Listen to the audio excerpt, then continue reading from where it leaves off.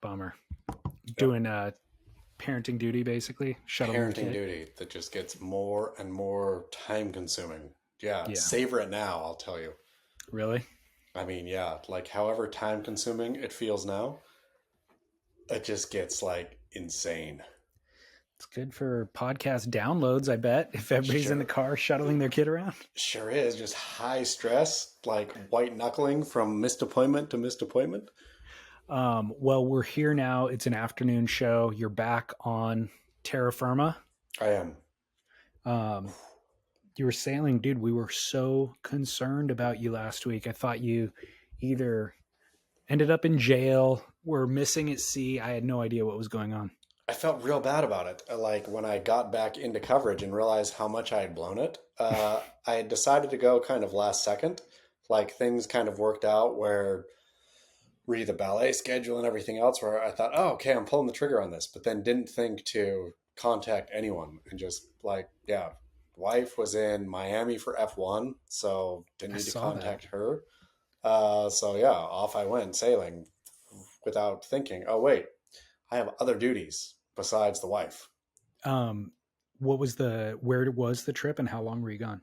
So it was to, have you ever been to Santa Cruz Island, David Lee Scales? No.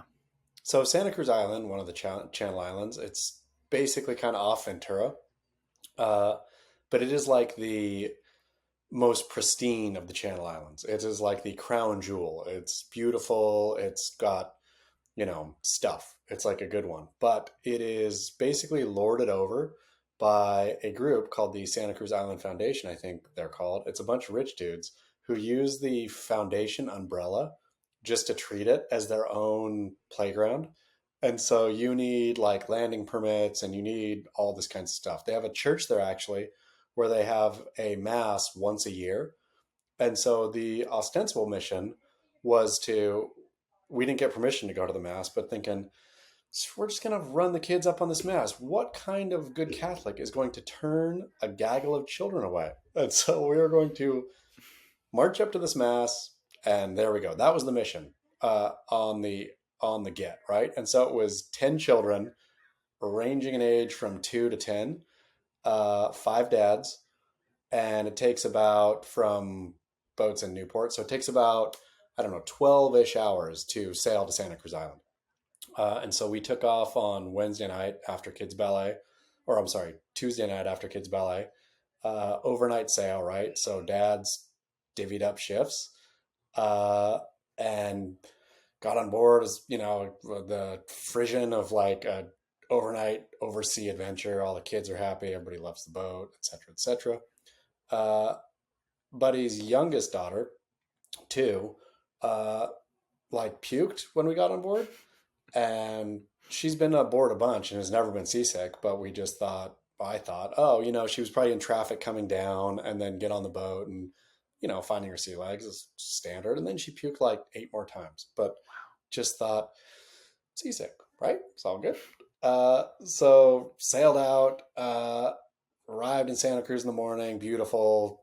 Dad's, overnight shift, like, which is, so I didn't sleep that night at all. My shift was, I think, the 4 a.m. shift, but got to bed Yeah. late and didn't sleep. So no sleep, but all fine and good.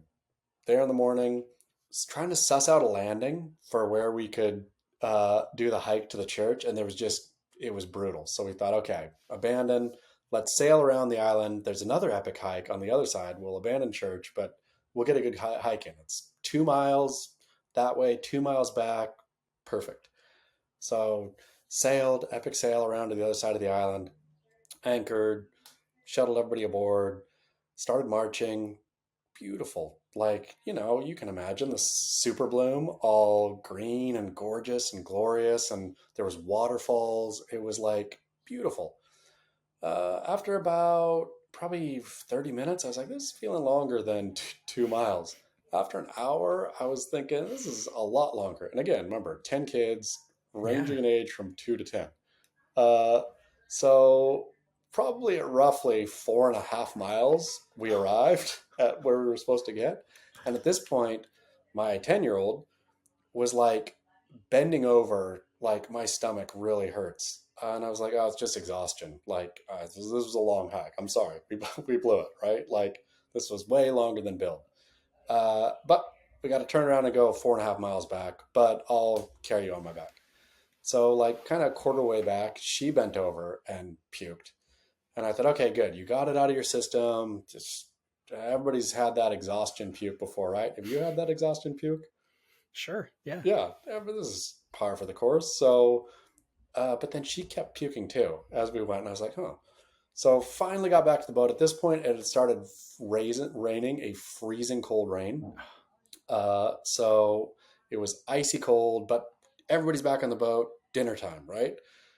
My kid's in the back berth, just sick, but I was thinking that she'll get over it. Scanning the couches, three of the other kids are holding their stomachs. Uh, we don't feel good.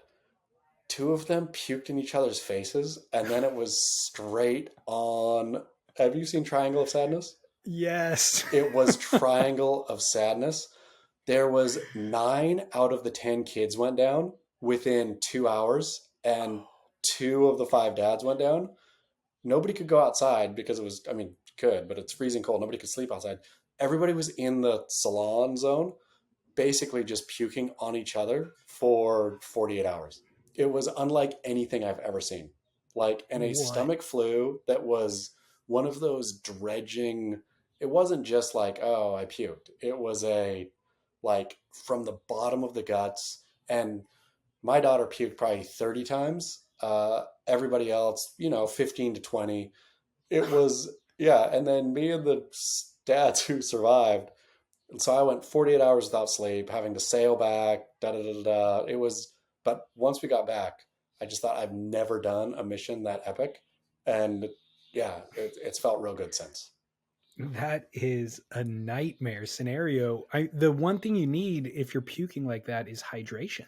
Yeah. Did I mean, did you so guys have enough water and everything? we had plenty of water, and I kept making, I was the hydration man on that. And I was like, hey guys, like this is going to go south in one. I mean, it's already gone super south, but the way it's Yeah. going to go further south is if these kids get dehydrated, because we were still a 12-hour sail back, right? And we had to anchor overnight. And so this is not like this was getting resolved quickly.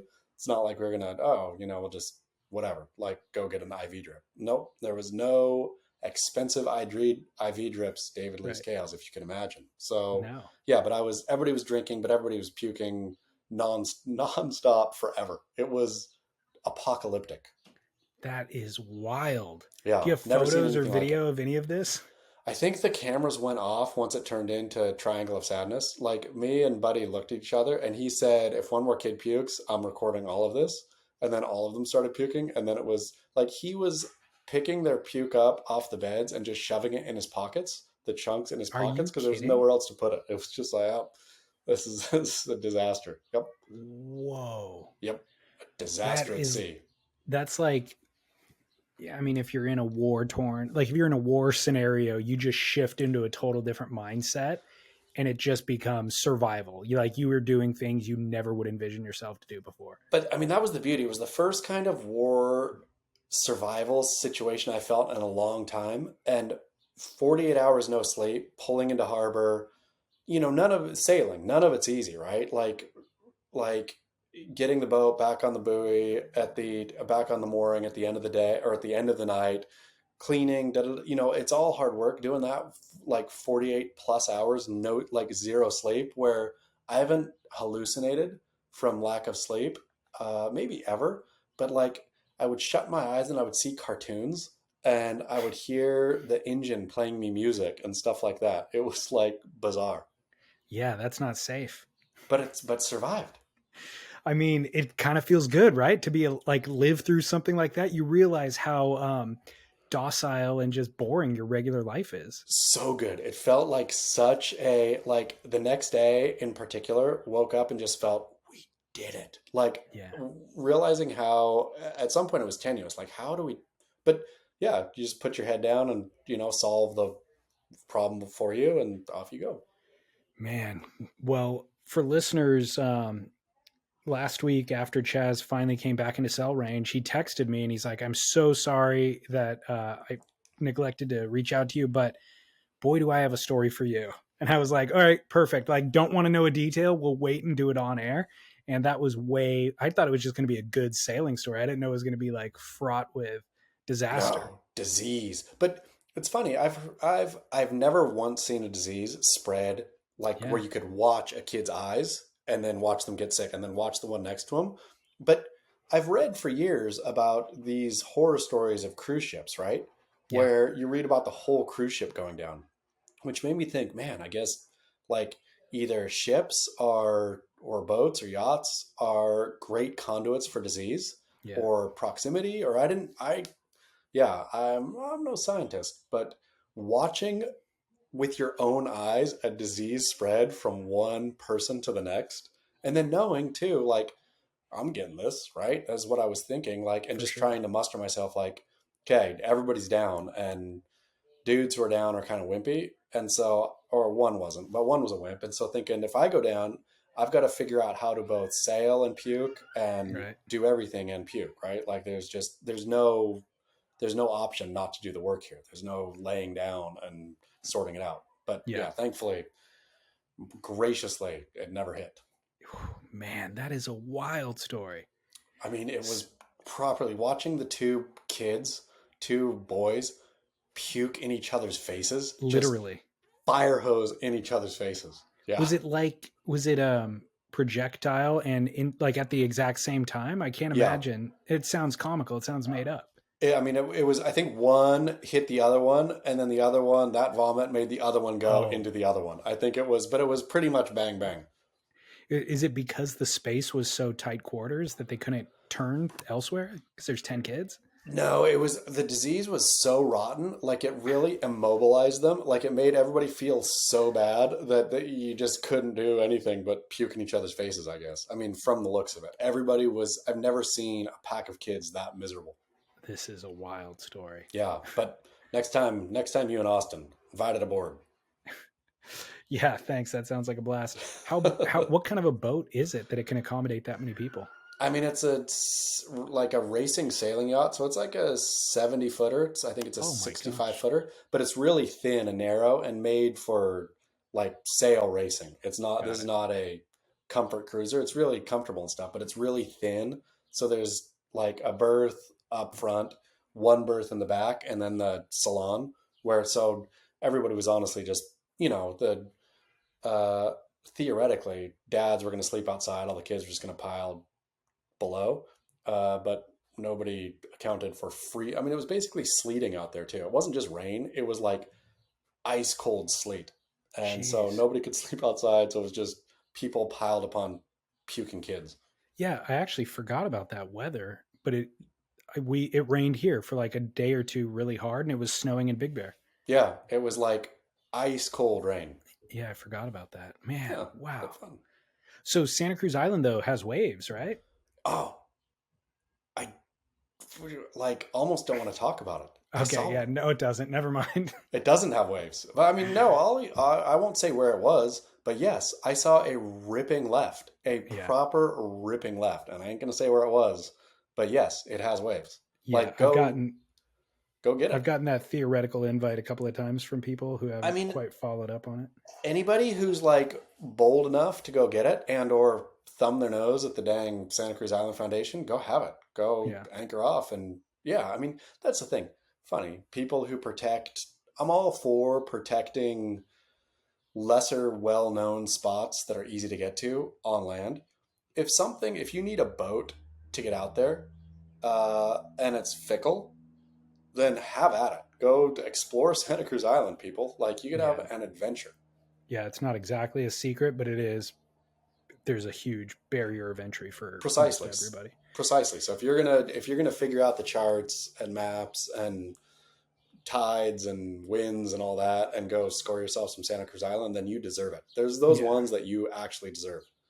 for sure. Well, Devin brought it up when he was filling in for you last week, and a bunch of people DM'd me. They actually want to know, what is your sailing outfit? Oh, that's a great question. Uh, my sailing outfit. So, buddy who sails with us makes epic pants, Ola canvas. People can buy them, which Oh are yeah. basically a pant. It's a white pant that's kind of like a Smee pirate high cut, It's perfect for sailing, to be honest. And they're white, but somehow you can get them filthy, and the filth just rubs right off.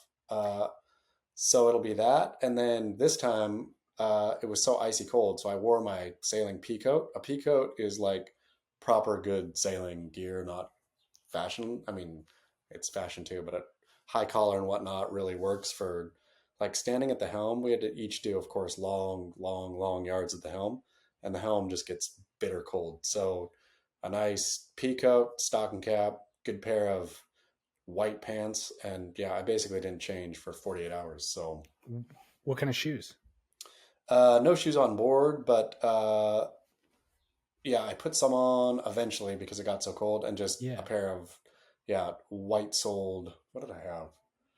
I don't know, just white soled tennis shoes I was just going to to say, keep in the the feet bitter warm. cold, I can't imagine you'd go barefoot.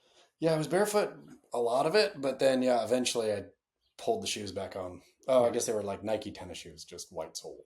The Ola Canvas, I don't know if they've been feeding me Instagram ads or if maybe I follow them just recently. Um, but it's funny that you brought that up because it has been in my awareness just in the last week, I'd say more than ever before. Are the pants are they canvas and are they waxed? Because that would They're create that. not waxed, but I don't know. They're all made in the like they're sourced and made in the U.S. Like every bit of it, which is awesome. They're not. I don't know how they work, but Okay. they are truly the perfect pant. Like They like anybody who's Revell. looking, they're not even that expensive. Anybody's looking Yeah. for an epic pant, Hola Canvas There you is go. place for your pant. There you go. Well, I will inform Devin of your attire.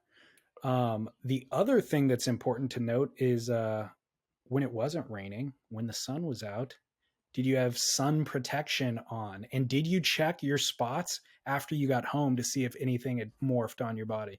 I'll tell you what, you know what gets you more sunbeat than anything is sailing. Like the nonstop out, even if you're in the shade, you're getting like pounded with rays from bouncing off the sails and bouncing off the water and bouncing off everywhere. And you Exactly. Yeah. know what I have brought to the boat and stocked it up with? Tell me. Sunbum.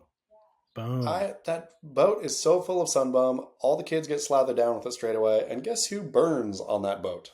Nobody. Not one person comes away with a burn. Um, So everyone is perfect. I've become the hero in my life for that exact reason as well as sharing Sunbum with everybody. Last year for Lauren's 40th, we rented a house out in Palm Springs and had family over and all that sort of stuff. And yeah, I had like the full table set up with Sunbum. People were tripping out. They were more excited about that than they were the food or the drinking or the party or anything like that. They were like, "What is this?" I'm like, I got a deal. Don't worry about it. And then they're like, "Well, can I take some?" Yeah, absolutely. Go ahead. Have at it, you know? The great thing about Sunbum is that it is a high end product, but it feels like a high end product. Like when you roll the Sunbum out, people are not like, oh, you went and got Rite Aid brand No, sunscreen, right? Like exactly. Yeah. Sunbum both feels as good as it works. They've done a great job with the branding to make it like a happy feeling. You know what I mean? Like Yep. people are psyched on it. But the reason why we're talking about it is it's Skin Cancer Awareness Month. So the entire month, I don't know who puts it on, probably a .org somewhere. But it's awareness for skin cancer. And the reason why we've joked about awareness campaigns in the past, but the reason why it's important here is that early detection is the difference between life and death. People do die from skin cancer and there's no reason to. If they get early detection, if you detect it early and you get it treated and or cut out, it gets the cancer out. It doesn't spread and take over other parts of your body beyond the skin organ. And so we have a campaign to detect early. You and I are both survivors, David Lee Scales. We are. I was going to ask you that, and that included Devin. Now that I'm thinking about it, the first time we discussed skin cancer on Devin air, Howard. it was with Devin Howard, and it was 2018, I think, or It 19, sure maybe. was. But the conversation with Devin Howard made me go myself to the Exactly. dermatologist, realized that I indeed had some forms of skin cancer that needed to get carved out. And if I hadn't known, I wouldn't be talking to you right now. No, exactly. Scary, actually. Yep. So, what do you know? I remember exactly. It was on your clavicle, Yeah. what you had cut out. Um, what drew your attention to that spot?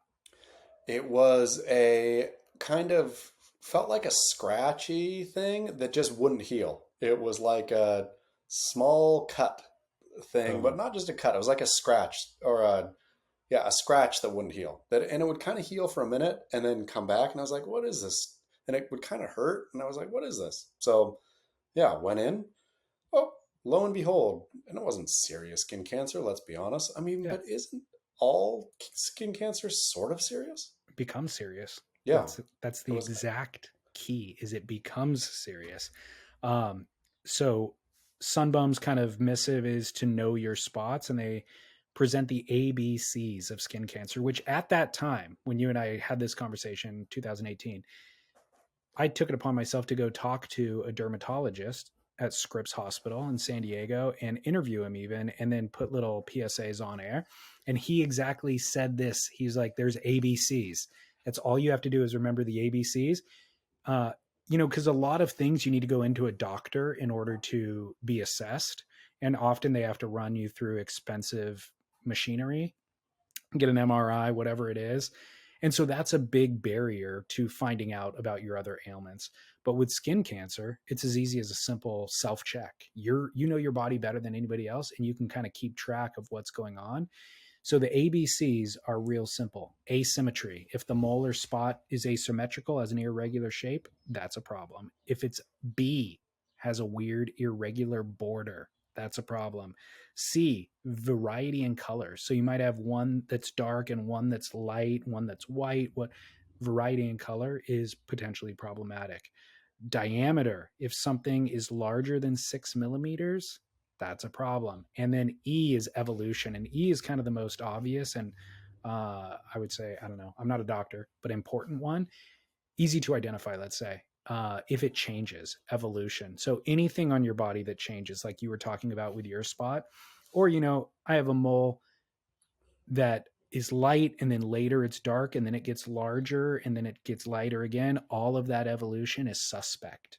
So A, B, C, D, E, the ABCs of skin cancer or skin checks, keep that in mind. And then if one of those things is obvious to you, go ahead and then go to the doctor, and the doctor will figure it out from there. Well, that's the beauty of this all is none of it's like invasive or crazy. Like they just slice the thing off and sure it's uncomfortable, but it's not like you're scheduling yourself for surgery and it's a big deal. Like the whole I am no like fussy go to the doctor bro. But the dermatology thing is fits in my wheelhouse of oh, it's not fussy. They find Exactly. something that's suspect, they slice it off, stitch you up if you need, off you go. Exactly. Simple as that. So, Yep. um, we did mention Sunbum, and I will again, sunbum.com. But honestly, Sunbum's a sponsor of the show since last year. And they said, you don't even have to call out the website. You don't have to direct people to our product. We really, our ambition is drive awareness, and kind of, we would love as a brand, as a company, to be able to shift the needle on skin cancer. Um, and so that's our goal here. And we can talk about the product in previous months and future months, but for the month of May, teach people how to check their skin. That's all that matters. So there you go. And for, I mean, God bless some mom for being the right kind of company there, right? Like, I always want my companies to have not just a moral, but like beyond just the profit, right? Like Yeah, something that you, yeah, it's just extends to humanity, but truly, and no joke, like we surfers and sailors and whatever else we do, we're always in the sun. We are sun people. And so this affects us. And it totally. is totally worth it and easy to do. Totally. It's necessary. I have another bit of feedback that from a previous show. Often experts weigh in after you and I, who are not experts, have been talking ad nauseum about something, giving advice. Love it. And this is also beneficial to one's health. So DLS and Chaz, here's a Beach Grit headline for you. Quote, vegetables are waging chemical warfare on humans, exclamation point, end quote. I was listening to the podcast while harvesting vegetables. I'm a professional vegetable grower, but I don't eat vegetables. So I'm going to pause the email right there just to remind people. Chaz told I us. told you. I What did you told you. tell us? I What did you mean, tell us? well, what I heard was that vegetables don't have livers. And so vegetables cannot process toxins, therefore just store the toxins in the soil or environmental toxins. Whereas, excuse me, meat or, cows, goats, whatever kind of meat you eat has a liver. And so it's processing the toxins. So you're not eating the toxins when you're eating meat. Okay. So that's what this listener is chiming in on. This professional vegetable grower who does not eat vegetables is talking about. He goes on to say, I can confirm Chaz's comment and this absurd headline. The reason is that all plants uptake different elements at different rates. For example, kale uptakes a very toxic heavy chemical called thallium quite readily. The brassica I'm harvesting uptakes sulfur quite readily. And unfortunately, organic does not make a huge difference in the toxic chemicals in vegetables because either they do a very good job of taking them from the soil or making deterrence to prevent themselves from being consumed. This is the warfare part. Most plants make chemicals to deter animals and humans from eating them. These plant defense chemicals disrupt human digestion, prevent nutrient absorption, and can cause a multitude of diseases. For example, leafy green vegetables have oxalates, which bind to chemicals and in some people cause kidney stones or uh, cataracts or even arthritis. Uh, phallic, phylic acids in grains prevent zinc, calcium, and other mineral absorption by humans. The brassica vegetables I'm harvesting produced goitrogenic compounds that prevent iodine absorption. These compounds are active when two chemicals are combined when the plant is chewed by a human or an animal. Even though I'm a vegetable farmer, I have not eaten a vegetable, seed, or root in over 4 years, and my blood work is better than ever. I'm surfing better than I have since I started 39 years ago, although that's also thanks to WaveKey, and also as a sun exposure awareness PSA. Seed oils like sunflower seed, cottonseed, rapeseed oil, which is canola oil, humans make humans more sensitive to UV radiation. So I also haven't eaten any seed oils in about 20 years. I stopped burning them. Uh, Even when I go to the tropics for a surf trip. So stop eating seed oils, and when you do eat your AG1, take it with some healthy saturated fats like coconut oil or avocados, as many of the vegetable nutrients are fat soluble. So if you use this material publicly, Pete, please keep my name anonymous. There we go. That was incredible. Well, I wonder, so what does he eat instead of vegetables, though? I have no idea. Lots of I mean, meat. is it just meat? I don't know. Great question. Right back in. Please, we need to know. Nameless, anonymous professional vegetable farmer. And there was no. See, this is what I like when we're right secretly, uh, and then we get confirmation that we're correct because there was no emails that came in that said you're wrong. Not yet. Yeah, I mean, I defy somebody to think this is fact. It might be. I mean, I was shocked by it because I take everything you say with a grain of salt, Yeah. and then, but I'm still, I don't know. I was just like, there's got to be, I understand everything that you're saying. It makes perfect sense, but there has to be a version that is healthy to eat. There has to be organically grown vegetables somewhere that are totally great for you. But this all brings everything into question now. I mean, I think there are. I think they are in AG1 in New Zealand for one, but also there's got to be a way. I mean, I'm still eating vegetables, right? Like, I am, yeah, totally. but I don't know. Like, I'm just, I'm just I, putting along what I'm hearing. yeah. Well, somebody else has told me that too with AG1 to do it with coconut oil or Yeah. avocado, the fat soluble thing. But also somebody else chimed in. Bob from Australia said, while you guys are talking about veggies and pesticides, apparently peanuts are actually the worst when it comes to pesticides. They're grown in the ground around the world in countries that don't care much about clean food, so they catch chemicals directly and indirectly. So maybe avoid peanuts as well.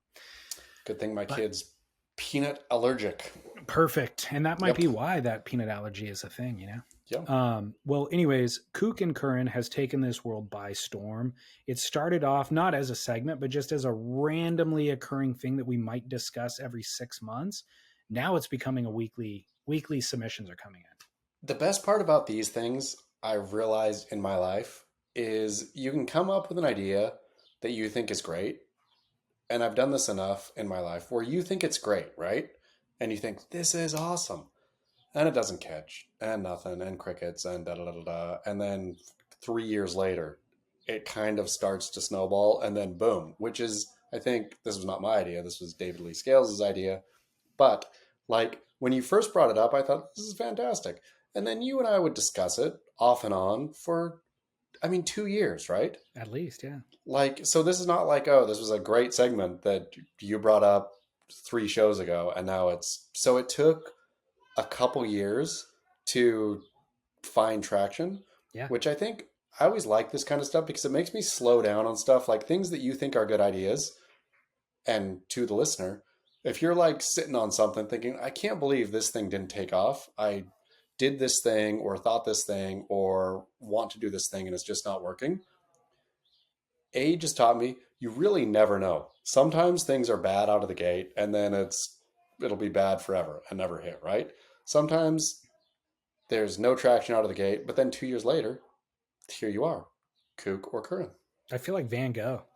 You know Yeah, what I mean? precisely. Like, I just happen to live long enough for it to come to, for other people to find its genius. I mean, imagine or die when in like die totally uh yeah, nobody knowing that you're a genius. And then I think this a lot about these guys. I'm reading an epic book right now. But about in it are a lot of artists who were never realized in their life.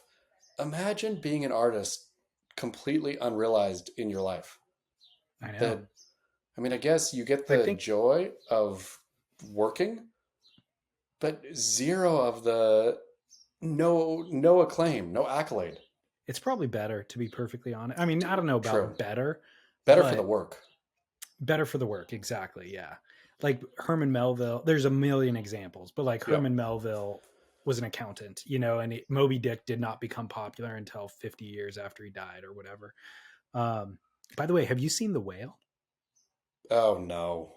I know you acted like you were hyped at first, then you were like, I don't want to watch it. It's really good. I watched it over the wife's shoulder on flight from New York, and I just kept. Obviously, I wasn't listening to any of it. I was just Yeah. like kept glancing over while I was watching. What was I watching? I was watching some. Oh, I was watching Meet Me in the Bathroom. Have you seen that? What is it? Meet Me in the Bathroom. No. It's a doco about like mid '90s New York scene, music No. scene, which we don't have to get into that. But I was looking over at her and just thinking, Brendan Fraser crying in a fat suit. Don't need it. Did she like it? She did. It's really good.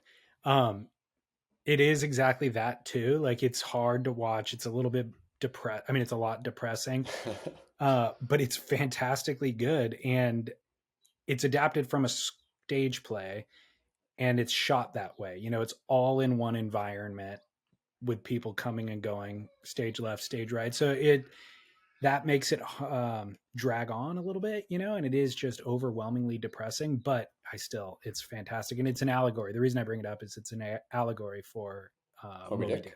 Yeah. Oh, sweet. Well, that kind of Which makes me want makes to it watch it more. like, yeah, it's very in that kind of intellectually interesting, way. Like you're figuring out all this stuff as it's all developing.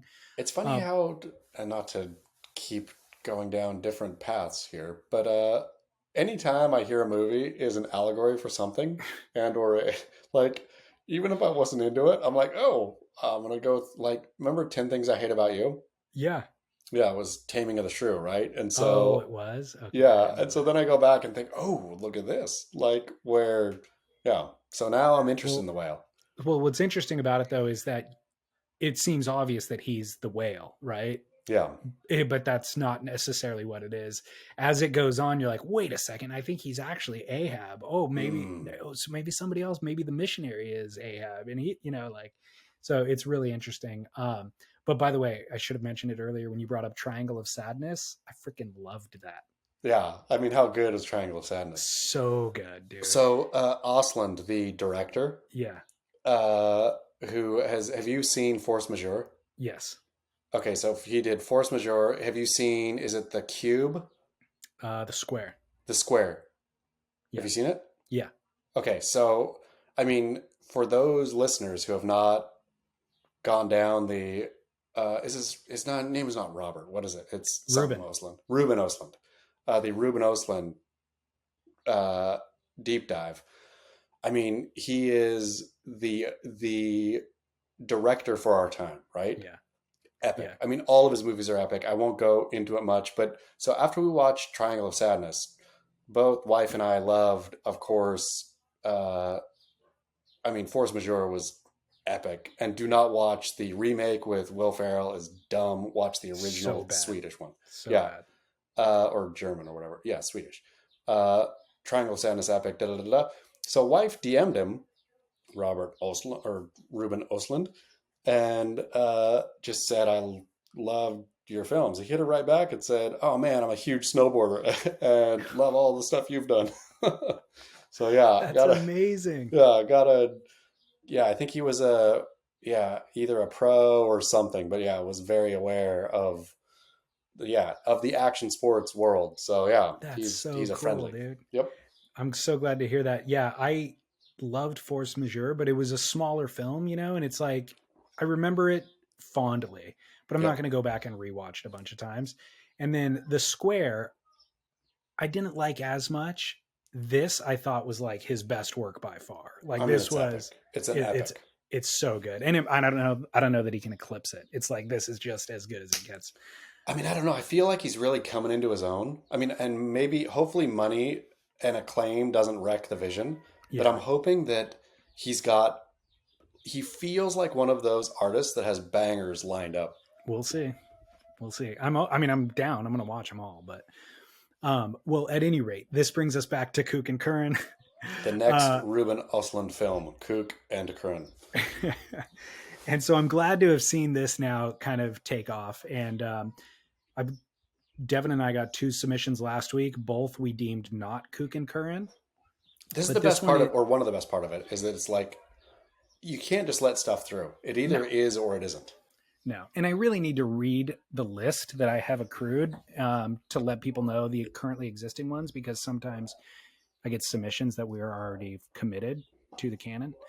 But this one is in reference to one that we discussed previously. Kook and Curran, hey, my dad is 72 years old, has been surfing since age 11, and does so in the Delmarva region. Do you know where Delmarva is? Is it by Del Mar? Delaware. Oh, no, So well, sweet. I, Now I I know. know I had to look it up, but widely regarded as the best surfer of his generation from Delaware, and has been nominated for the East Coast Surfing Hall of Fame in the past. So, for his microcosm of the surfing universe, he would absolutely be considered a current.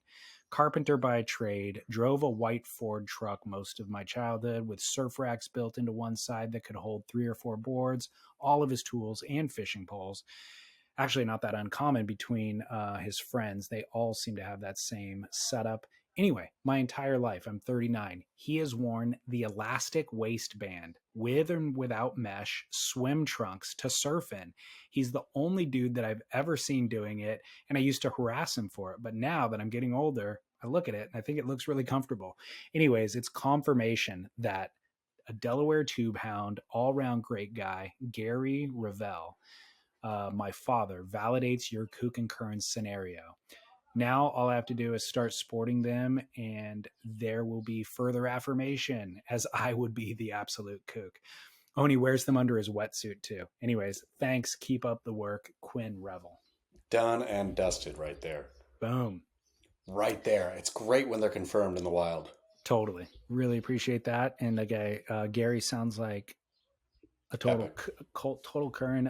Quinn actually sent a photo of an old magazine with Yancey Spencer talking about Gary in an advertisement for a surfboard company. So there's that. This one actually comes from a listener submission. Give me 1 second and I'll play it for you. Here we go. Hey, David and Chaz. Got a Kook or Curran for you. Discarding or selling a board after only a couple surfs. So I came across an ad recently where someone was selling Italos Timmy Patterson quiver, all looking very fresh still, and described as only surfed it a couple times. Similarly, came across some other ads for some very fresh looking boards, except these are usually very large grovelers, fishes, with descriptions typically saying, used one time, or board was too small for me. Sometimes we'll include a traction pad placed conveniently a foot or two away from the leash plug. Meanwhile, intermediate surfers, we cling to our craft, our dimensions are dialed in, and when venturing away from them, usually under the guidance of a shaper, we still give it our best shot as to not be defeated.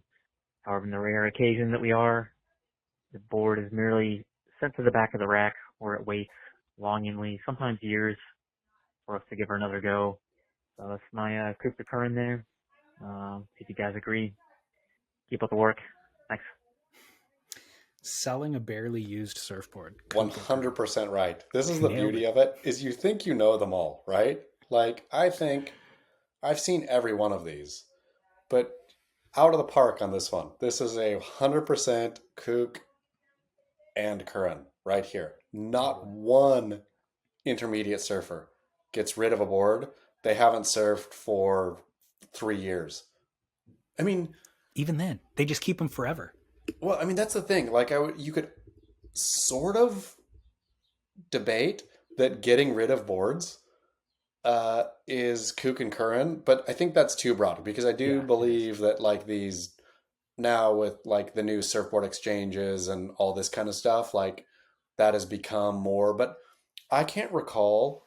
I've either given a board away, or that's so weird. I have you ever thrown a board away? No. So I've never thrown a board away. I've never sold a board.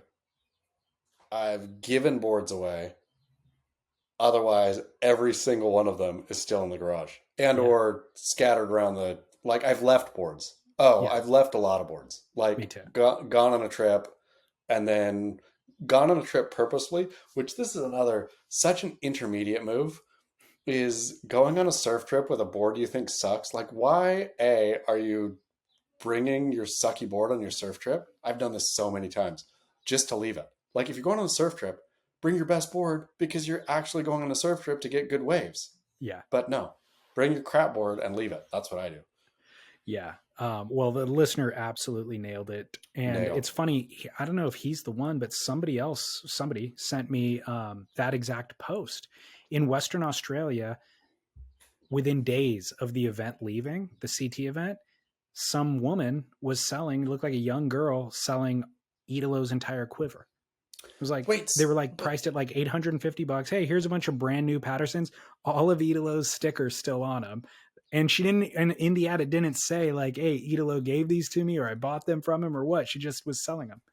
do you think, I mean, this is a mystery right here. Because is Idolo using his boards as currency? Is he Maybe. getting like, hey, let me rent your spot for take 20% off and I'll give you all my boards. They're Yeah. free to me. How do you think that makes Timmy Patterson feel? Bummed out for sure. That's not a great, you got to have an exchange program for the pros. They give them I mean, back to you, you sell them for cost. he honestly slaved over he wasn't I like know. given Idolo like hey, just go out in the factory and find the boards that are yellowed and send them to Idolo. He like Right. slaved over each one of those. No, exactly. Yeah, so that it's weird. That is a conundrum why those boards were available for sale. But this is officially being um, In permanently approved. put in. Kook and Current move, selling a barely used board. Because he's right 100%. on the Kook side, you do see lightly used boards, and Sure. you're like, it's just somebody who recently got into surfing or got into surfing a long time ago and then never did it again, and so they're selling the board. But it's never somebody who's actually surfing every And week. it's somebody who also, I think on the kook side, who approaches boards as athletic equipment. Yeah, Like, totally. oh, I bought a bike and it didn't work for me, so I'm going to sell it, right? Yeah. Like that's if I bought a piece of athletic equipment, like a stationary bike or something that I didn't really use, then I'd try to sell it. I would never try to resell a surfboard No. because surfboard to me is not exercise equipment.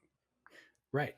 Oh, well, yeah, the person selling they're taking it out of the garage right next to their jujitsu gi, Yeah. right next to their pickleball, paddle and tennis paddle and everything else that they never did again. Yep. Okay, well, one more coming through via email. Hey, David, I think I have a Kook and Current for you. I recently watched a YouTube video where Dane Reynolds was cutting up his tail pad before a surf.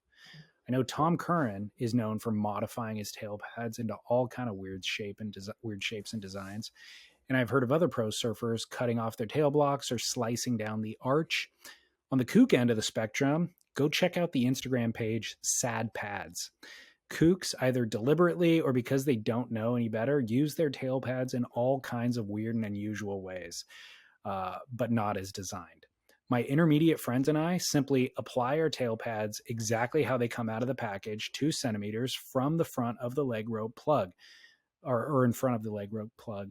We assume that the surf company knows better than us, and so we just leave it alone. So, Kook and Current, modifying your tail pad.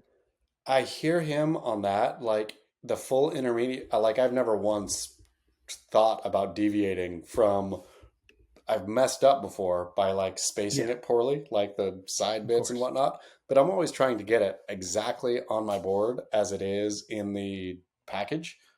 Uh, but I'm gonna have to say jury's out on this one because I haven't seen enough kooks uh, maligning. I mean, I've seen way too forward placement is really the only thing I've seen, but I haven't seen in the wild any like crazy, like putting it upside down, right? Or like anything weird.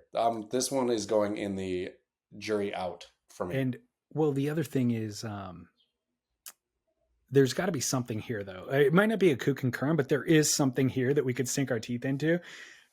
Like when people use the tail pad on other, like not on surfboards, Yeah. like I've seen people put them on a skateboard or as a grip on their hydro flask or something like that, like a little bit that they weren't going to use on the board itself. So there's something here that we could figure out.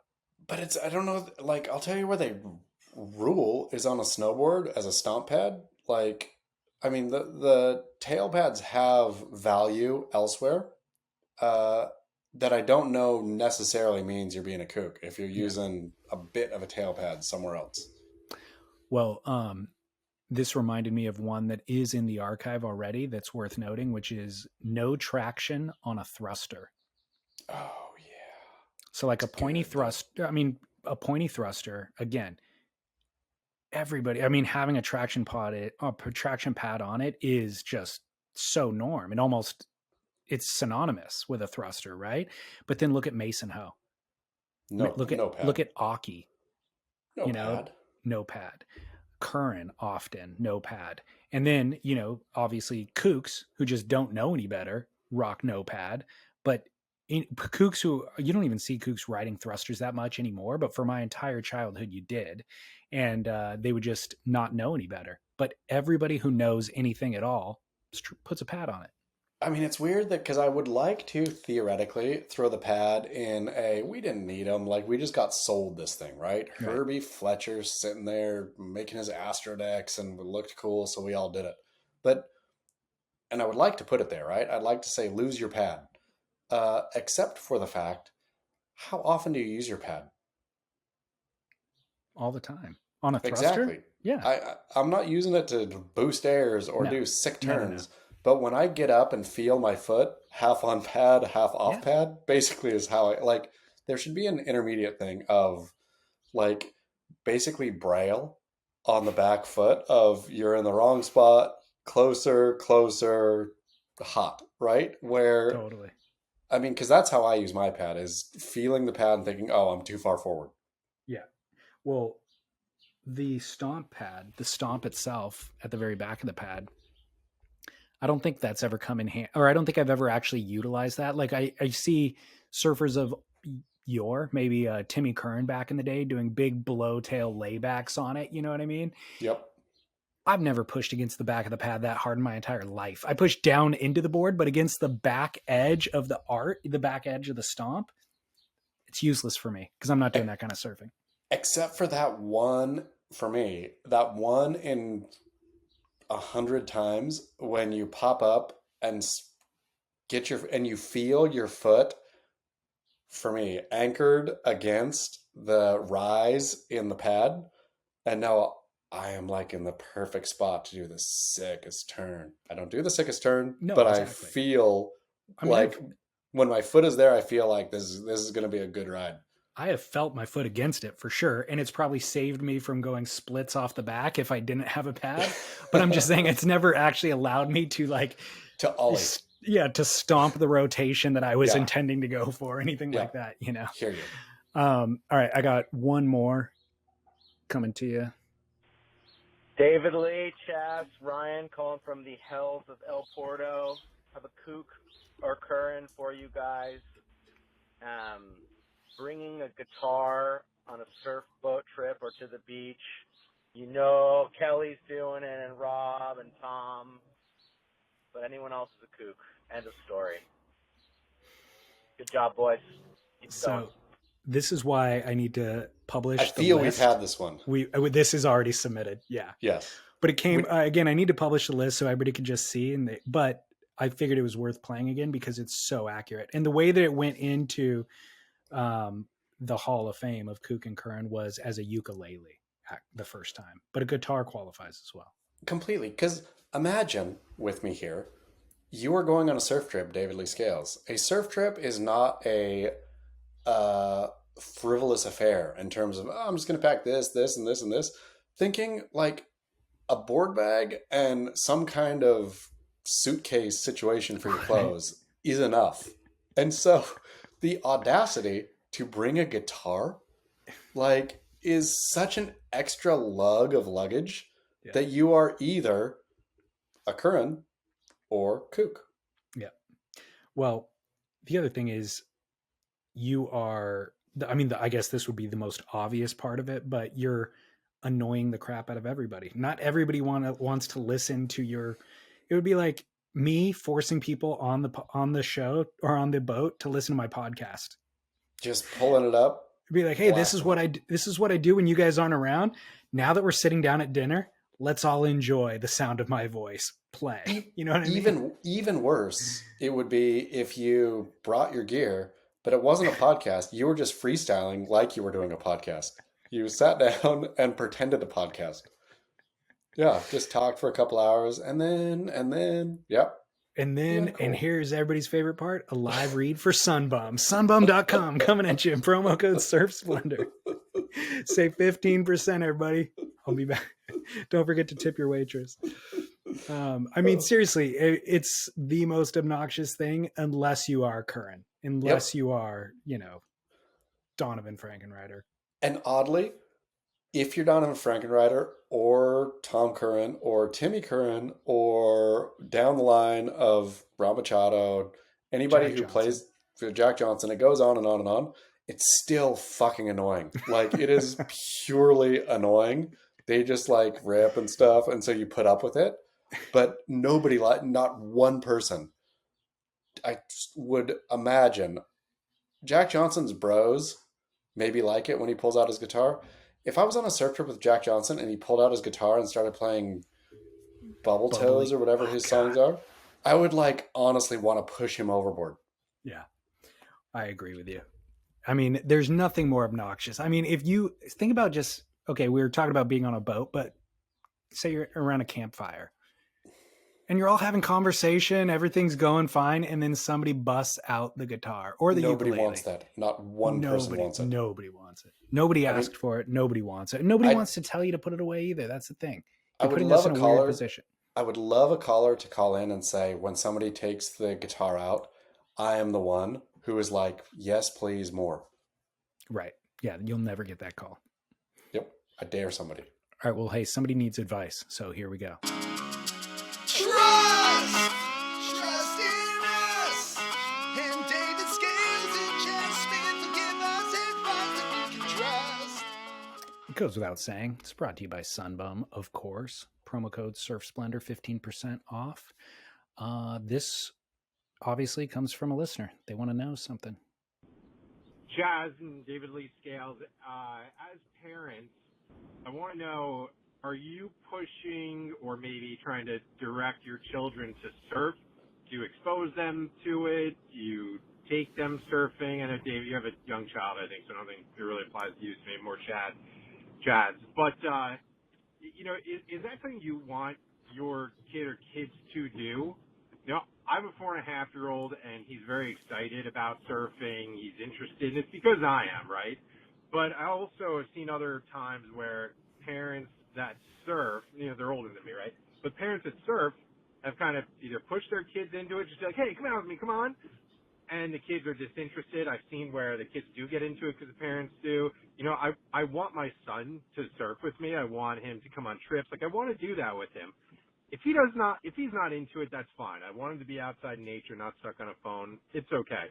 But I would love for him to be a part of it. So how do you do that? Do you expose them to it, take them out, but not push them, or do you just sort of do your thing and hope they absorb it, through osmosis? I don't know. I'd like to hear what you think. Chaz, you were shaking your head. Heck no. I mean, my heck no is to push them into it, right? To make them do it. Making your kid go outside is important, I think, right? Making your kid do something physically active outside is important. There's a lot of important things that making your kid do. You as a parent, it's incumbent upon you, right? You are, I would reckon or argue, you're a bad parent if you let your child sit indoors all day and play video games. Correct. There should be forced, I don't care, you get outside and I don't care what it is, but you do it, right? When it gets to be specific, you get outside and you play lacrosse. You get outside and you play soccer. You get outside and you surf. That's where it becomes problematic to me. So if you want your kid to surf, I think best is we're outside, we're doing a beach day, I'm surfing. So this is the way, and my both daughters love to surf, right? They enjoy it immensely, but they're not like in the middle of winter, let's go surf, right? It's a summer thing for them where love it, it's fun, it's a warmish water thing. And I think that's where, if you want your kid to surf, that's where it starts, is just beach days, because I think surfing is one of those things where it's purely fun. You shouldn't have to make someone do it. And if somebody doesn't instinctively get that fun, then whatever.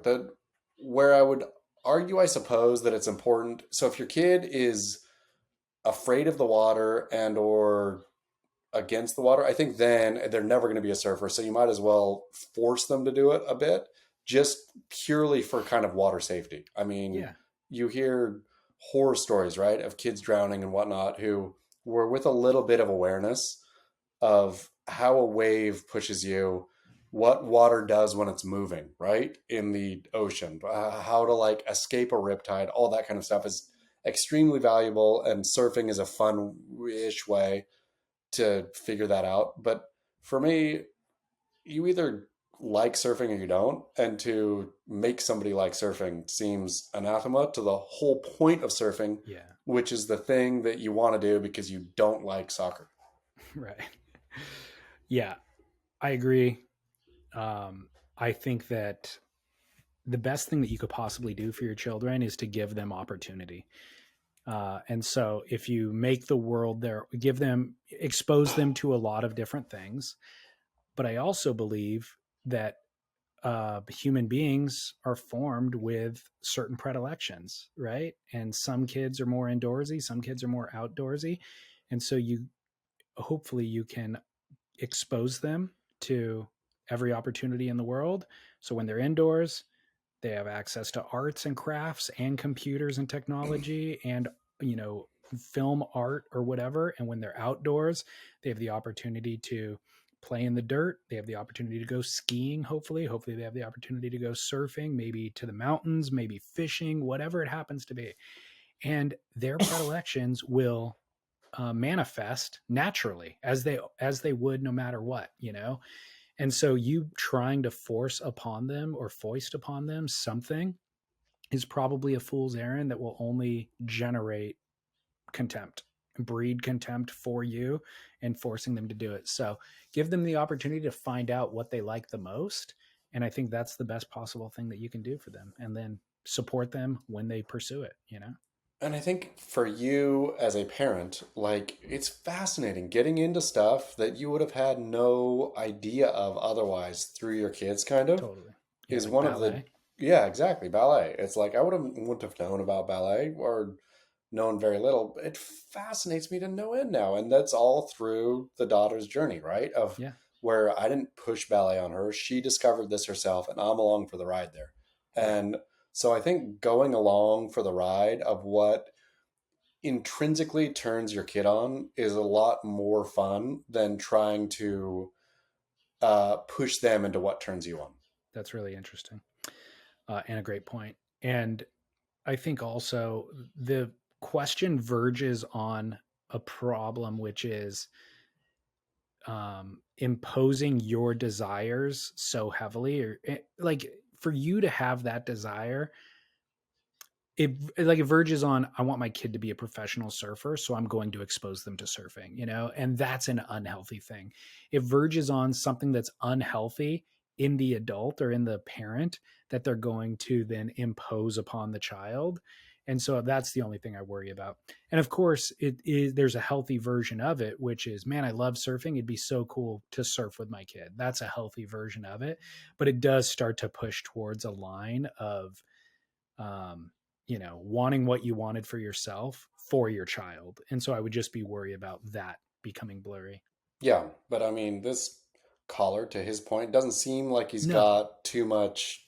Yeah, like it the fact just that he's asking the question indicates that for he doesn't. sure. Yeah. And Yeah. yeah, like I think the great way to expose surfing to a kid is just beach days, right? Like if Yeah. you're just cruise down to the beach, have a soft top there. If your kid wants to go, and then again, having your kid not be afraid of the water, I think is an essential thing of like building a comfortability with, and not just water, like pool water or whatever, but like with ocean water, right? With the way the ocean works, I fully take for granted in my life, but realize what a, uh, I don't know, benefit that is to understand the way surges work, Yeah. right? To like the ocean is a dynamic thing.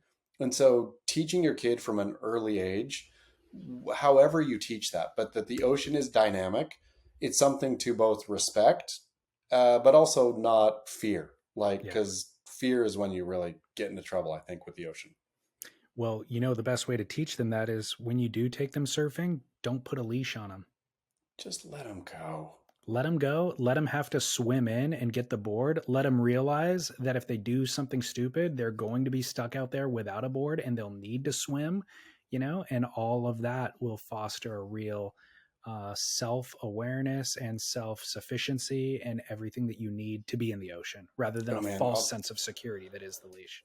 I will tell you what, and maybe this is bad advice, but a leash on a kid is a rough one anyway. Like the board is going to, like, Exactly. It's going to cause boards, more it, damage. it drags them underwater. It Yes. like springs back and hits them in the head. It's like chaos. And if your kid is that young anyway, like, I mean, it's a great point, David Lee Scales, is you should be there. You're not like pointing them out and say, hey, paddle out. Like you're in the water somewhere, right? And going to get to them quick enough. And obviously, they should be able to swim or tread water enough for you to get to them, but Right. or swim in. But yeah, But leashes on little kids can be a bummer. and even as anybody learning how to surf, no matter what age they are, that you should not be out there unless you can swim in the ocean without the board itself. So the Uh, leash is a total false sense of security and allows incompetent people to get into dangerous situations. unless you're in Byron Bay, where it is now mandatory by law. That is the point, though. That is the point, is that enforcing people to wear leashes will ultimately yield more injuries than nature would without them. Leashless chaos. Did Devin Howard have an opinion on leashlessness? Yeah, he had a pretty strong opinion that He's not. No, it's not good. It's not good for anybody.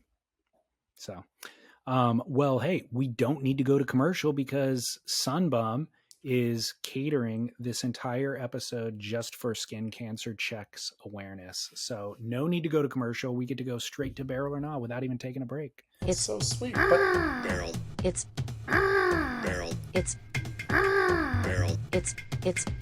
it's barrel. It's a hard barrel. It's barrel. Hard barrel. Barrel. It's a hard barrel. It's barrel. Or not. It's barrel. Barrel. It's barrel. Barrel. It's barrel. Barrel. Barrel. Or not. It's a straight barrel. Devin liked it. Devin liked the theme song. It's good. All right. Real quick, what your Barrel or Nas with Devin Howard? Oh, man, I'd have to look it up. Eating. I remember one of them. In fact, it was the silliest one. Eating string cheese as an adult. Oh, that's a banger. Because, what it was specifically in reference to, and I think we can all relate to, is when you have a kid, kids love string cheese. And you probably forgot about string cheese since you were a kid. So do you string it or do you just pop it in and eat it? Well, also a great question. I've gotten to the point. I mean, as an adult. As an adult, it's kind of criminal to admit it, but I just eat the thing. I bite. Of course, that's what I'm saying. You don't string it. Like the stringing part of it is the childhood part, right? When your kid is finished with their cheese and you got to finish it off, you just pop it in. Well, the caller's predicament was his wife was going to the store and she's like, do you need me to get anything? And he's like, yeah, string cheese. She's like, the kids don't eat string cheese anymore. Like they've grown out of it. He's like, what are you talking about? I'm not talking about for the kids. I'm talking about for me. And she looked at him like he was like, what are you, a child? You're ridiculous. He's like, this is true though. Delicious. But you getting, regaining weird childhood tastes vis-a-vis your, like, I haven't had this in a minute. I don't even know if they make it anymore. What was the cheese stick? Oh my gosh. You're right. It had the crackers and the cheese. I could fully go for that right now. What was that? It was a Cheese Whiz. It was a little plastic container. Yes. And there was 3 or 4 butter crackers. Yes. And with cheese. With a little red Cheese Whiz plastic thing with a red plastic thing.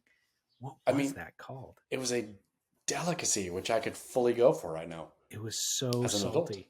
It was so salty. Pure salt. Yeah. So the other ones last week were Mark McInnes actually called in to ask about wearing a hat at a fancy dinner. But no barrel. Definitely no barrel. He was at a fancy dinner with his girlfriend or partner or whatever. And there was a dude across the way wearing a baseball hat. Yeah, no and barrel. Mark could not enjoy his evening because that guy was wearing a hat. Mark's correct. And then the other one was giving in light of Mother's Day coming up this weekend, gifting photos of your kids. No barrel. No barrel. I mean, it's okay to give photos of your kids, but not as an occasion. Gift. Yeah. Right. Exactly. Okay. This week we've got listeners submitted. I'm going to play one for you right now. Hey guys, Barrel or Not is throwing the lightning bolt logo on a non-lightning bolt trademark shaped whatever board. It's an iconic logo, looks cool, inspires, style and speed and all that. And, you can put it on a board that a shaper makes, maybe someone spray paints it on. Looks pretty cool, but it's not actually a lightning bolt board, right? So Barrel or Not, I mean, is that cool because you're paying homage to it, or is it like, well, it's not really a lightning bolt. What the hell are you doing, poser? I don't know. You let me know. This is interesting because I have wondered this myself. I don't know what the legalities are here, but that is a logo that has been appropriated onto non-lightning bolt brand boards more than any other logo than I've ever seen recycled. So here's the thing. You ready for this? I have the definitive answer here. Of course. That is beyond any kind of even disagreement. I'm not a lawyer here, but it was a no barrel until Jerry Lopez started selling soft tops at Costco. Now it is open season barrel. Fair game. Yeah. Like if Jerry Lopez would have stayed core with Lightning Bolt or even after he left Lightning Bolt or whatever, if it, That lightning bolt license shenanigan, whatnot, whoever owns lightning bolt now, right? Who knows who it is? It's some, whatever, where these things go, some holding company.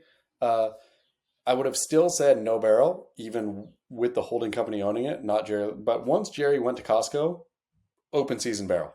I mean, somebody should do a straight like rip off lightning bolt logo on their surfboard and call it lightning bolt.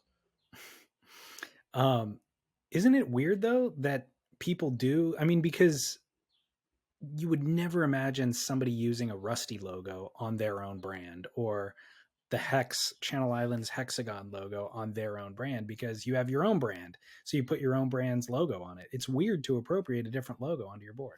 It's true, except I think also lightning bolt is not necessarily, which I've plumbed this, right, with Tom Sandoval and the Scandoval and his lightning bolt and appropriating sure Jerry Lopez, etc.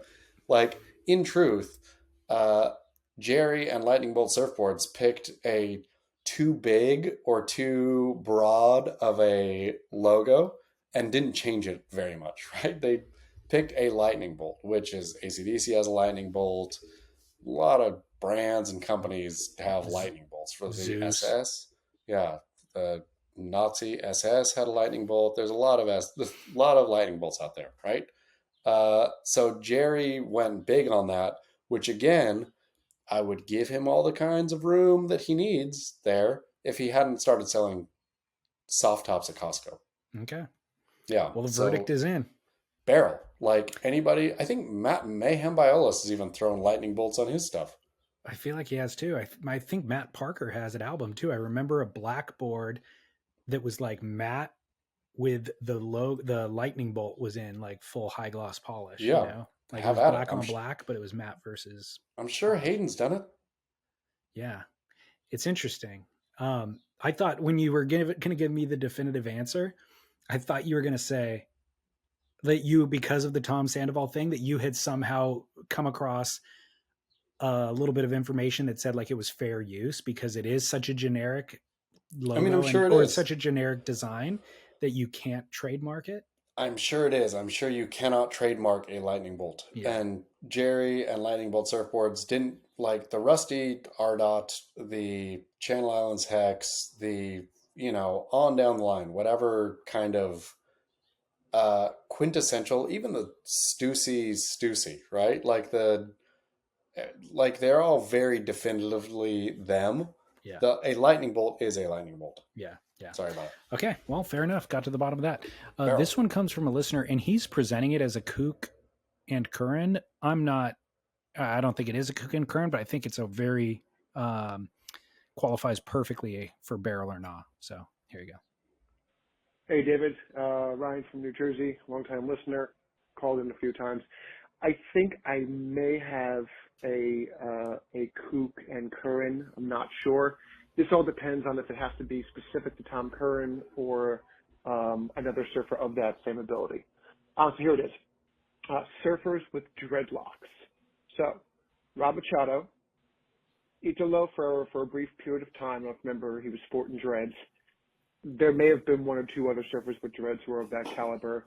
But then also you have the bohemian, I just want to incorporate surfing into my lifestyle, hippie, hacky sack, playing, hang out by the beach, drive a beater van, dreadlock surfers who may as well be on one of those Rastafari wave storms. You know what I'm talking about. Anywho, so surfers with dreadlocks, is this a Kook and Current or am I just way off base here? Thank you for all the work. You guys are great. My favorite podcast I listen to. So here we go. Love you guys. Bye. So I'm going to change it slightly to say not just surfers with dreadlocks, but like non-Jamaican dudes. Well, let's just say white, because okay, I'm going to say that Brazilians can get away with it too. I'm going to say, and Senegalese, yes, there's all kinds of places where dreadlocks can work. And there's, I'm sure, a bunch of surfers who have them, right? So can we say white surfers with dreadlocks? Perfect. Barrel or not, white surfers with dreadlocks. And here we go. It is a no barrel unless. The classic unless you rip. Unless you're Rob Machado, then no barrel. It goes without saying. You don't have to say unless you rip. My friend's wife figured that out just from listening. So everything is no barrel unless you rip. Yeah, I mean, Rob gets away with it, right? Like I've been anti white guy with dread pre Rob Machado and post Rob Machado, but when I look at Rob, I'm like, dude, he pulls it off. I mean, he Not only does it look completely good, pulls he it off. rips. Yeah. Completely pulls it off. But I think in general, it's so no barrel to me, and not you are first of all trying so hard to participate in a culture that is not your own. Firstly, but so part of me likes like somebody that's so dedicated to something I actually appreciate. You know what I mean? They're so convicted in the Rastafari lifestyle that they're just like, I Dreading their need, hair. yeah, absolutely. Like I need to live it. You know, I can't just dress it, listen to it, and smoke it. I need to live it. And so I appreciate the dedication, but there's some things that run so far against the grain of normal society that it's a shock to the system of anybody in that mainstream who encounters it. You know what I mean? So 99% of people who go to the grocery store and see you with your dreadlocks, it's a shock to their system. And so that for me makes it outweigh the, part of me appreciating that you're committed to the lifestyle. But let's be honest here too. When was the last time? I feel that white dude with dreadlocks, I think White Rasta Pasta on Instagram did a great job, and like the Instagram accounts dedicated to highlighting white people with dreadlocks, I didn't I know think that did set existed. White Rasta Pasta. That's really good. It's a whole Instagram account, and I think it might be defunct now, but it was really, really funny. But I can't remember the last time I saw a straight white dude with dreads surfing. Like I've seen them It's been a long time. exactly. Like I think that culture and the no barrelness of it actually worked and eradicated it like polio before. Like I think this is a thing that has thankfully been eradicated, unless our dear caller has stumbled upon a pod of New Jerseyites who are white, and which I have no doubt there are pockets, but like polio, it's all going away. Just keep inoculating by making fun. Okay, I got another question then. Has any white dude that ever rocked dreads come out of that phase and not regretted it? I don't think so. I remember Soul Asylum, the band. Yeah. Maybe that dude. He had dreads. I think, dated Winona Ryder, married her, something. Okay. He might have thought that was a good look for me then, because I thought it was a good look for him then too. Yeah. And yeah, so maybe that dude came out and thought that was my thing then, and it worked then, and it didn't work after, and I moved away from it. It's all good. From 1996 to 1998 and a half, it worked for me. Yeah, and I milked it, and I'm all good. I feel like we should close with a Soul Asylum song on this show. Yeah, we totally should. Runaway train, never coming back. What's there? There's another one. Way on a one-way track. Black and something? I'm going to try. I have to look it up now. It's killing me. Because there's one jam that that song that you just sang, I hated. But yeah, everybody hated it. But there was one song that I loved. Black Gold is what it's called.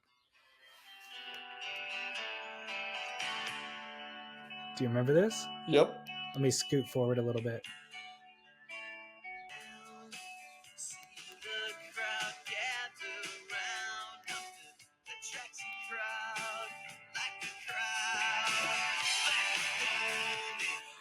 Such a good jam, right?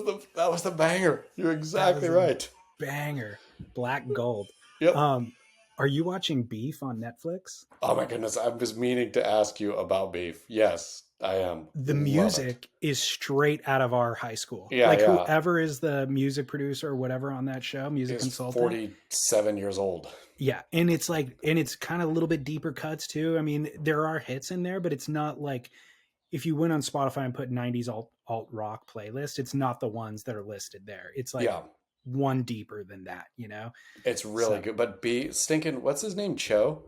David Cho is so good, dude. So good. He is like, I remember him as a comedian, stand up, and I remember watching some of his stand ups and thinking they were funny and whatnot, but not like, you know, like whatever. But beef, I read something today that Asian Americans don't like beef.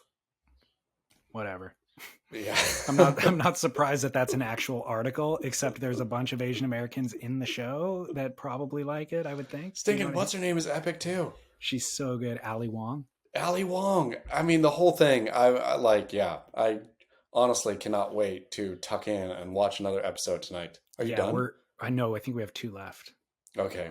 There's 10. I think we're on 8 or 9. Real quick though, what are your Succession feelings this season? I haven't stayed current with it. Okay. I'm gonna binge it. But as far as beef goes, so David Cho, I agree. First of all, the David Cho story, for anybody who doesn't know, the quick overview is he's a graffiti artist who was in jail, like in Singapore or something, for his graffiti. He comes from like basically poverty, right? And he's like hopping trains in America and doing graffiti art and all this stuff. But he ends up in Singapore in jail, gets out of jail, has like $50,000 worth of debt that he owes to lawyers who got him out of jail. And he gets contacted by Mark Zuckerberg of Facebook before Facebook went public. And they were like, Zuckerberg's like, hey, I've seen some of your graffiti art and I want to hire you to put a mural on our headquarters in the offices. And I'll either pay you, I forget what it was, but it would have covered his $50,000 bills that he owed in debt. So we'll pay you, let's say it's $70,000, or we'll give you some shares of Facebook stock before the company went public. And Cho was like, screw those lawyers. I'm not paying those guys back. I'll just take the stock options and I'll come and do your mural for you. So he did the mural. Facebook went public and those shares were worth something in the hundreds of millions of dollars range. I forget, and it's gone up, of course. But like when it IPO'd that next day, he was worth, I feel like it was $150 million or something like that.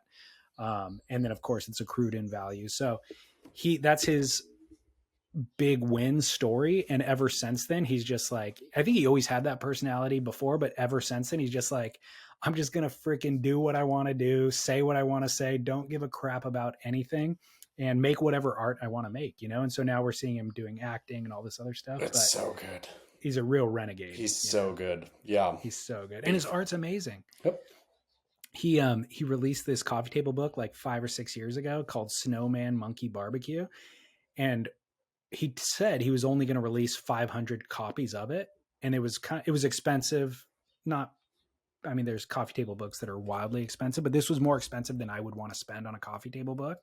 But I was like, man, if he's only making 500 of them, I want one of the 500. So I plunked down the money for it. And years later, he's still selling them. And I'm like, he must have printed way more than 500 because I really jumped at the opportunity. And now I feel like everybody's got this thing. But it's a great coffee table book if anybody wants it. Snowman Monkey Barbecue. Okay, final barrel or not.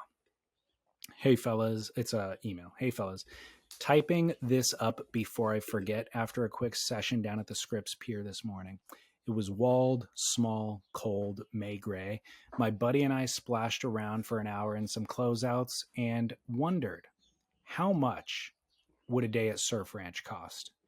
Whether for Vals or other barrel incels who have never made it out of a tube by the age of 50, would it be reasonable to consider going to Surf Ranch just to check the box of having made a barrel?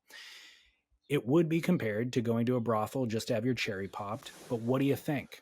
Thank you for the surf-centered entertainment while doing house chores, etc. Cheers. Have a good weekend, Thomas. Thomas, I hate to pop your bubble here, but it is, do it. It is, if you could find the window, I think it's still probably 10-ish grand for the day. I thought it was like 55. I'm sorry. You're right. It's 50-ish grand for the day. And so the problem is, unless you have a chunk of that, you're going to be splitting that with a bunch of people, which means you're going to get 3 or 4 waves there, which means you're going to spend the first 2 waves figuring it out. and the last two not getting barreled. And so if you're doing it to get barreled, it's way better to go try to get a closeout at Scripps and pop out. Like, Or what about this? You know where you can go to get, you know where you can spend $55,000 and go get barreled? anywhere in the world. Anywhere in the world. Yep. Any ocean in the world for $55,000. You can go to Indonesia And have way more than 4 tries. in the ocean. Yeah. You know what I mean? Like, so first of all, Surf Ranch is the wrong choice. Go to Waco, spend a fraction of the amount of money, go to Waco, and you can get barreled all day long. Well, anybody can do that. Like, you don't Yes. need it's no secret, and it's an hourly. What is Waco? What was it when you went? $120 or something? Don't remember, but yes, something like that. Yeah. So yeah, that's a infinitely better choice than going to Surf Ranch. Or by the way, wait till next month and go to Palm Springs. If you're in San Diego and Scripps, wait till next month, go to Palm Springs, and you can do it. And you can have great meals. You can play around a golf. You'll have a blast. It's awesome. But I would say forget about all of that and do a surf trip for relatively inexpensively from San Diego. Go to Mexico right now. Mexico's lighting up right now. Central America, tons of beach breaks that you can get barreled at, and you will have worked for it. This is not going to a brothel and paying for it. This is putting on your best suit, putting on your fanciest outfit, going to the local bar or going to a foreign bar, I guess, and really strutting your stuff. Yeah. The Surf Ranch get barreled, Insta barrel there too. Like, it is such a weird wave and phenomenon that it takes a long time to figure out or not a long time, but it's not like it's not, oh, I'm dropping in and getting barreled. It is like a weird thing that takes at least a wave to figure out. So because of that, it will not check the box that you're hoping to check. Yeah. And then secondly, you will have to go through the learning that you're talking about. And so then achieving the goal at the end of the learning will make you, emote maybe an adulation, like a claim or something like that. Like, oh, I had to work hard. I figured it out and I came out, but not the same as having spent 30 years surfing, getting to the age of 50 and then doing that trip down to Mexico and figuring it out in the ocean. That's what you're looking for. Well, and imagine, like, you get your first barrel and you get out and you go celebrate at the Tachi Palace in Lemoore, California, as opposed to you get out and you go get a margarita at your, wherever you are. Like, yeah, I mean, the whole scene, and love Surf Ranch. Nothing against Surf Ranch, except for everything against it as a competitive venue. But if you can go Surf Ranch, it is a fun thing to do. If you're going to spend money to Surf Ranch, you're mentally insane. Totally. Officially diagnosed here. Yep. The one good thing I'll remind you about the Tachi Palace was they mispriced their Frank family Cabernet by the bottle. That thing should be selling for $120. They had it listed on the wine list for $50. Did you buy bottles? Yeah. Well, I was going back to my room for dinner. I grabbed dinner from the restaurant there, a hamburger. And I was like, I need wine to go with it. And then I saw the Frank family was priced less than half of what it should be. And I'm like, I don't need a $50 bottle of wine by myself unless it's priced half of what it should be. Then I definitely need it. And so I took advantage of that. I mean, sweet. Yeah. Smoking deal. Hopefully it's still there because next time I'm there, hit that up. All right. Well, hey, thanks Sunbum, of course, for creating a show with no ads and reminding people to know your spots. It's as simple as that. You know your body better than anybody else. So it's the ABCs of skin cancer awareness, and tell your friends as well. Tell your mom, tell your dad, tell your brothers, tell your sisters, and check your kids too. Save everyone. Move the needle on skin cancer. Do it. And then, of course, beachgrit.com, where you can find the most important stories on surfing up to the minute. Comment on the CS event going on at Snapper as well, right? You watching right now? No. The waves aren't that good. I mean, I watched the kind of highlights and I'm like, it's not worth watching. No, it's like waist high was running, but like, come on. Yeah. No, not watching, unfortunately. Nope. All right. Anything else to discuss? Yeah. Wife there's another sports management mastermind coming up. This one is more exciting than ever. Because she we've knows got Ruben Oslin. That's coming up next one. You got to Sweet. listen to this first one to get that one. But Okay. Sports Management Mastermind, I think it's sportsmanagementmastermind.com where you sign up. But it's hosted by the wife and Todd Richards. You know Todd Richards, Dave Lee course. Scales. He is only what the World Surf League would dream of to have as a voice behind the mic. A pro snowboarder who also, does epic announcing. But this session also, we got legendary skateboarder Chris Cole, got the Liquid Death crew. Do you drink Liquid Death? No, but I see it in the grocery store and stuff. You should get a can of Liquid Death just purely to read the label. It is so funny. All of it is so funny. The water's great too, but the marketing behind Liquid Death is epic. So phenomenal marketing behind it. And then, so you'll learn about that. And then snowboarder, surfer, influencer, Casey Willax. Do you know what Casey Willax is? Neither do I, but sure important. But in any case, the whole thing is, if you got a kid or you yourself are interested in, I mean, especially in this day and age, in this crazy apocalypse of how you're going to work, how you're going to make money, there still is a path in the action sports to do stuff, just like David Lee Scales and I are doing. So sportsmanagementmastermind.com, Instagram, whatever, sign up. It's fun, interesting, good do you stuff. know when the course takes place? I don't. Okay. I do not. It's coming up. I think it's next week. Okay, cool. Sign up quick. Looked like your wife was hanging out with Lewis Hamilton in Miami. She sure was. What the heck, dude? Gets all kinds of hookups. Yeah, she was hanging out with who knows who. Like, I mean, do you watch F1 ever? I watched the first season of that show, but that was it. And not the F1 after. So she was in Miami. So I watched the race just like, I wonder how this has changed, right? It was super fun, which also made me think, Drive to Survive, now there's 3 stops in the US, right? So for the first time, I think since 2001 or something. So we got Miami, Las Vegas, and Austin, Texas for F1, which made me think about Make or Break. And, it's the same team, of course, who did Drive to Survive, did Make or Break, and tapped out after, was it 1.5 seasons?